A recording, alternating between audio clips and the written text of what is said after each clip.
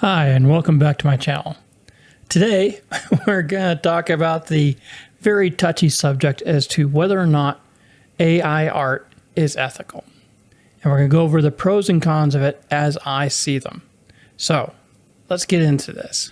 In order to give a balanced view on AI art and whether it's ethical or not, it helps to understand a little bit of my background, where I come from, so you know which side of the fence I've been on. And to be honest, I've been on both sides.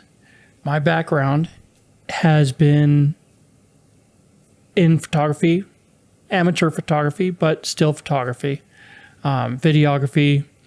I have been doing creative work for probably 10 plus years.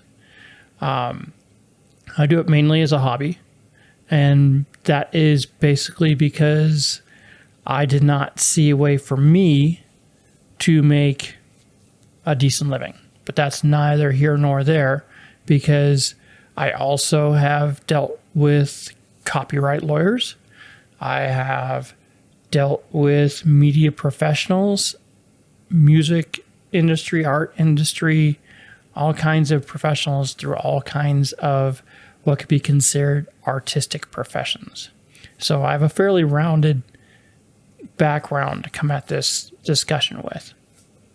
So that is why my background is important to this discussion, because if I came at this from only knowing about AI art, then my opinions would be very biased towards that particular side. But I come from both sides of it. So let's see what happens. All right. So why do I get to have an opinion? Because everybody gets to have an opinion. This is a discussion.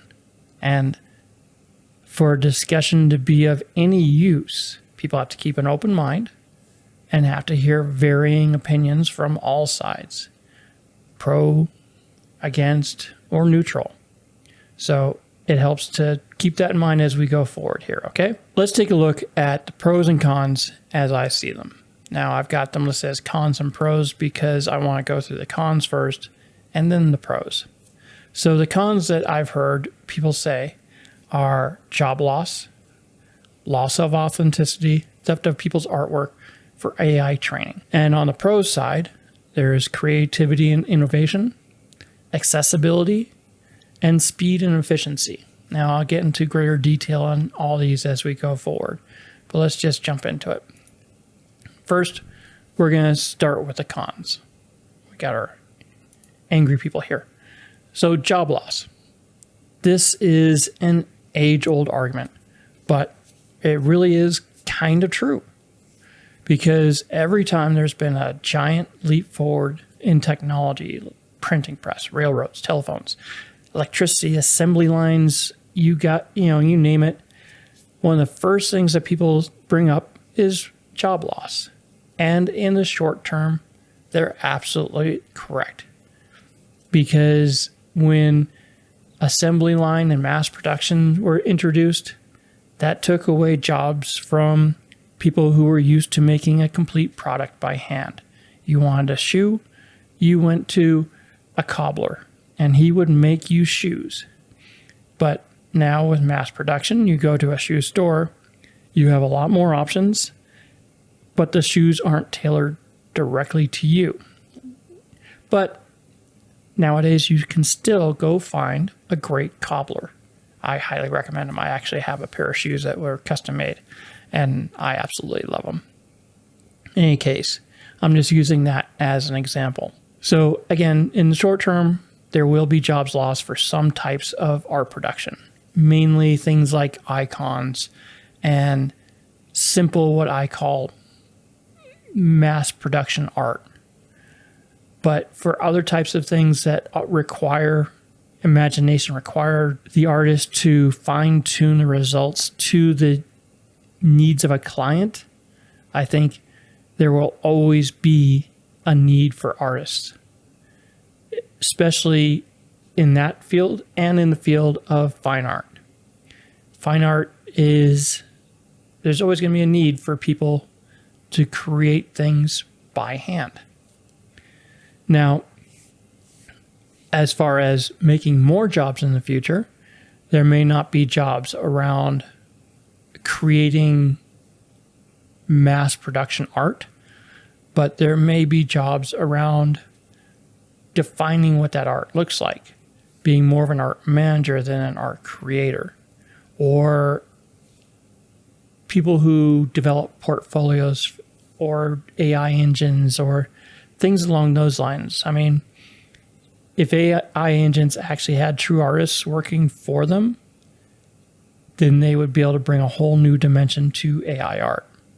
I'm not saying that you should. I'm just saying these are potential fields for AI or for artists in the future, or marketing or copywriting, anything along those lines. That's why I say that now is the time to innovate within your own field or move on to a new one. There will always be need for artists, great and mediocre. Just will, because people want something made by humans. I mean, I'll get into it later, but yeah, no one wants a knockoff. Some people take them because they're cheap, but other people want the real thing because it's the real thing. So the loss of authenticity. Will art lose its soul? Now, everyone knows that the artist is just as important to a great piece of art as the artwork is itself. You name the artist, Rembrandt, Picasso, Adams, whomever, they're just as important. Their story, their history, their thinking, their style is just as important to that piece of art as the piece of art is itself. I mean, if you look at pieces by Picasso, they're absolutely heartbreaking if you know the history of Picasso.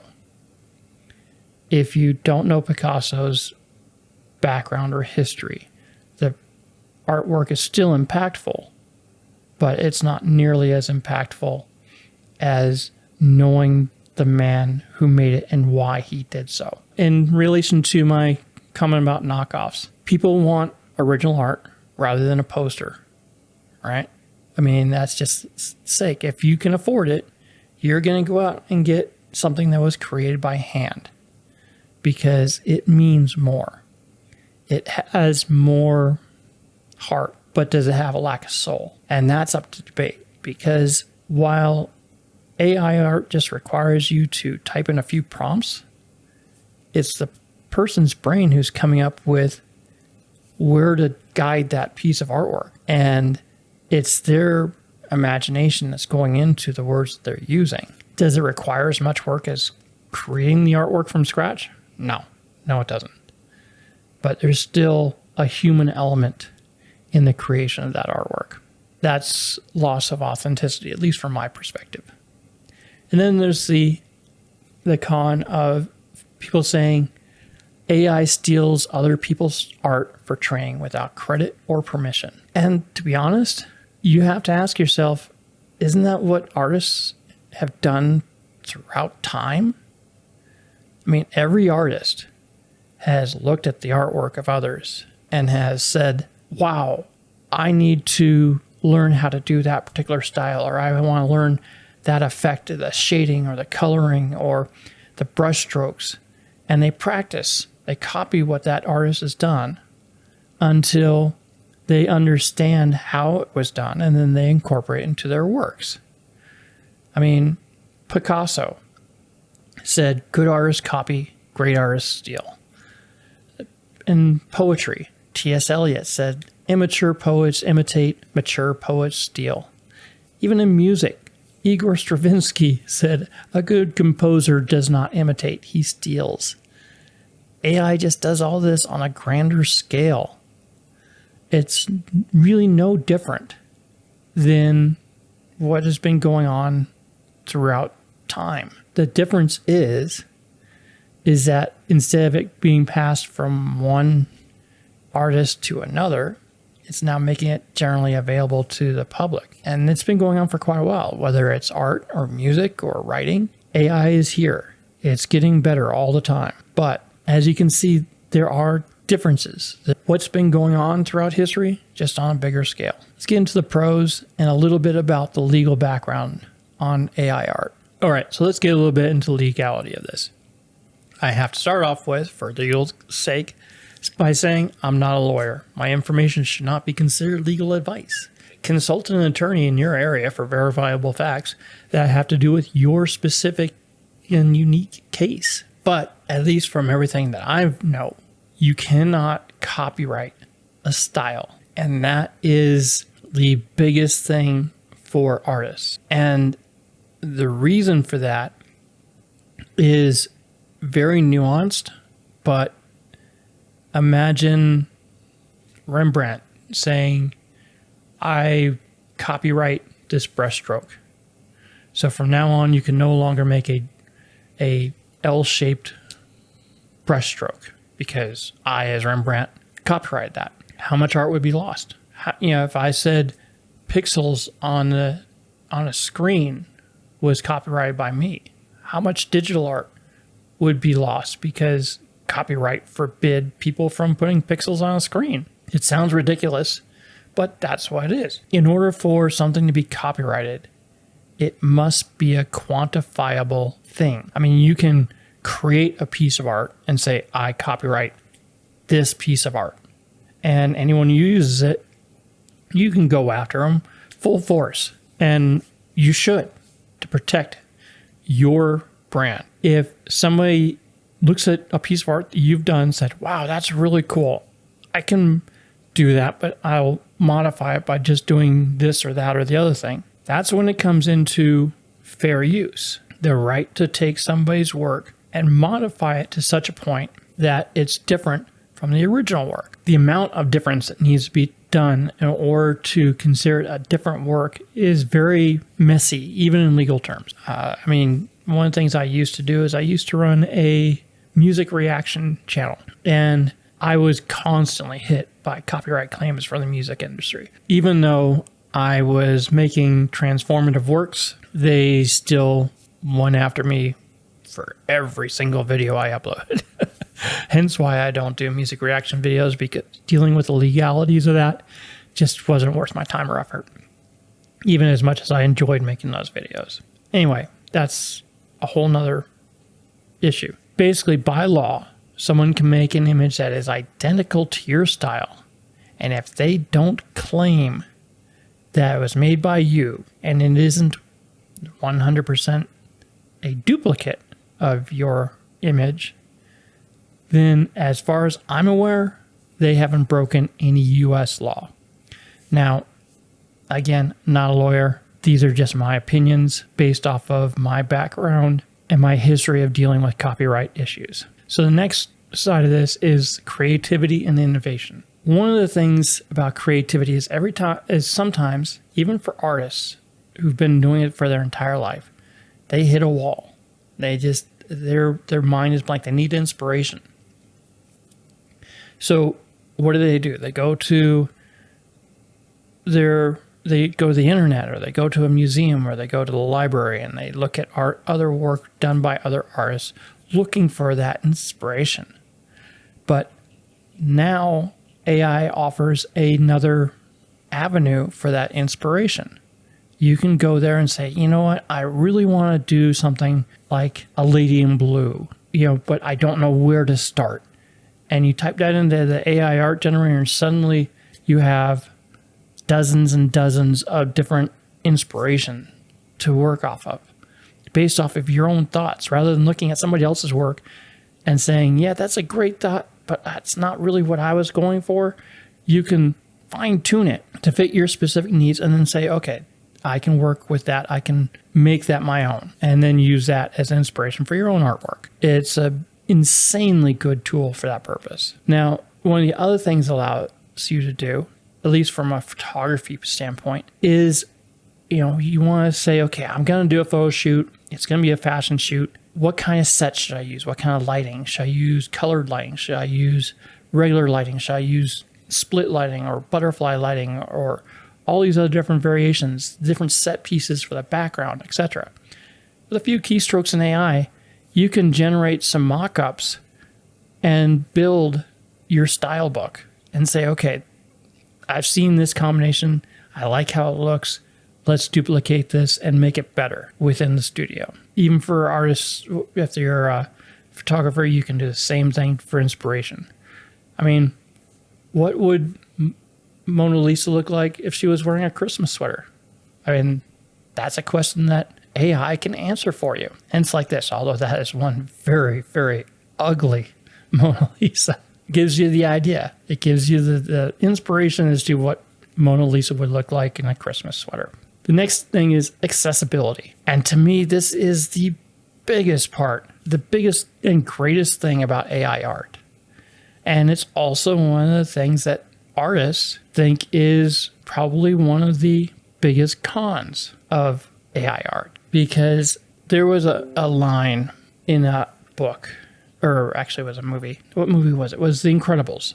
And the bad guy said, I'm going to make everyone special. And when everyone is special, no one is. His idea was to give superpowers to common people. And then superheroes were no longer superheroes. They were just heroes, but they're still heroes. They still have the ability to do what's right. And I've gone way off topic with that whole thing, so let me bring it back.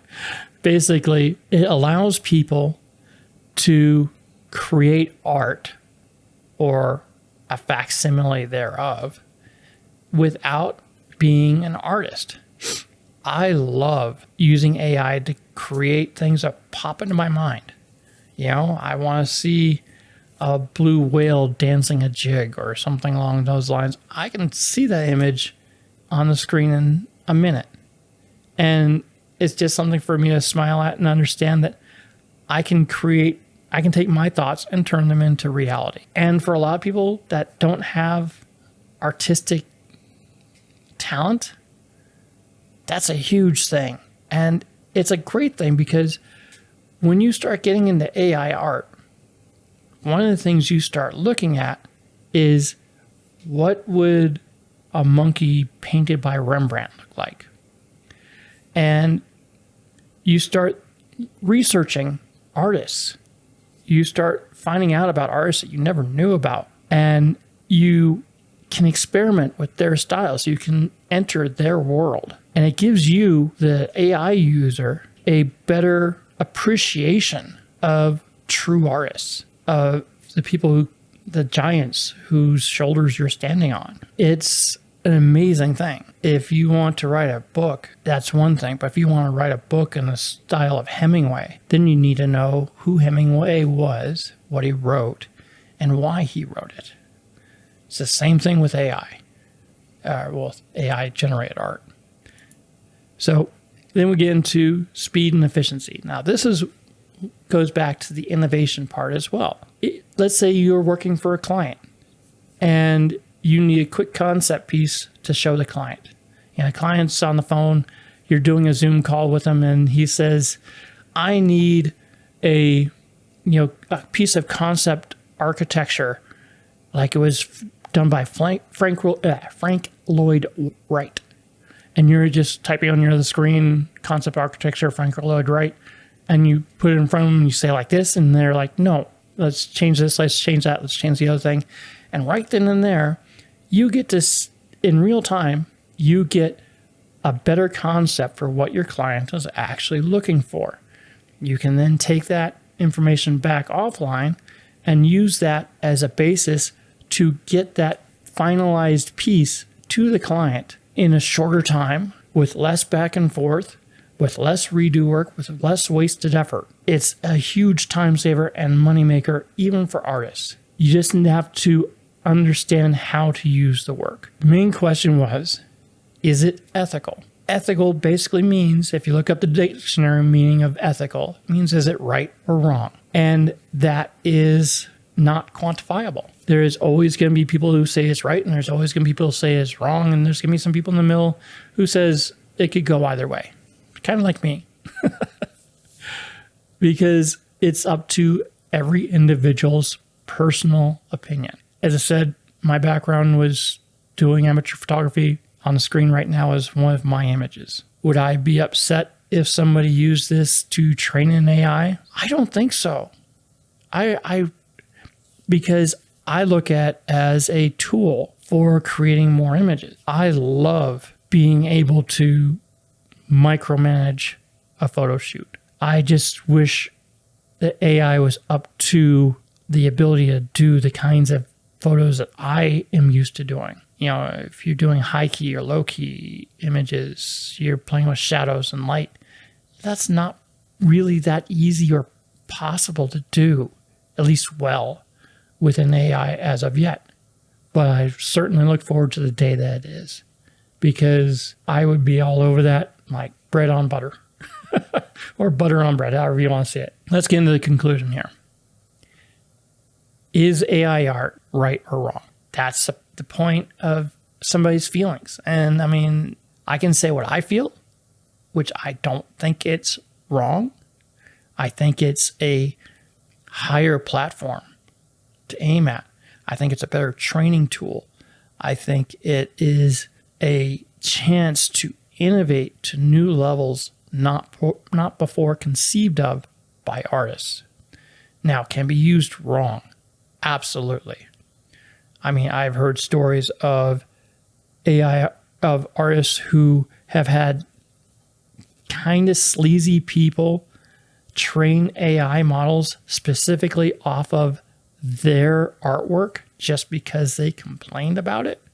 That's wrong. Okay? Whoever does that kind of stuff is just wrong. That's to target one particular artist is just, that's mean, you know, because you're going specifically after a single individual's livelihood rather than making a conglomeration of every artist who's ever been. Grow up. And from a legal perspective, again, not a lawyer, it's legal for AI to learn from other people's images without permission and without giving credit to the artist. Humans have been doing it for eons. But in the long term, I think the benefits will far outweigh the current shortfalls. I mean, every innovator has stood on the shoulders of the giants before him. AI is just the latest giant in the room, and it's a big one, and it's a growing one, which will continuously push us as artists, as people, to grow or get buried. With all that said, go out there and create as many blue-haired anime cat girls as you could possibly want, along with anything else you can think of. Those have been my thoughts. I look forward to hearing your comments down in the comments section. I'll be reading them with great interest. If you like this, please feel free to like, share, comment, all that stuff. Subscribe, because, you know, YouTube loves that stuff. If you want to see this get to more people on YouTube, then interact with the video at some level, whether that's a like button or comment or a subscription or whatever. And YouTube will go, oh, people want to see this, and pass it out to others. In any case, that's all I've got to say for today. I hope you guys had have a better understanding as to this particular argument. I hope some of my discussion was useful.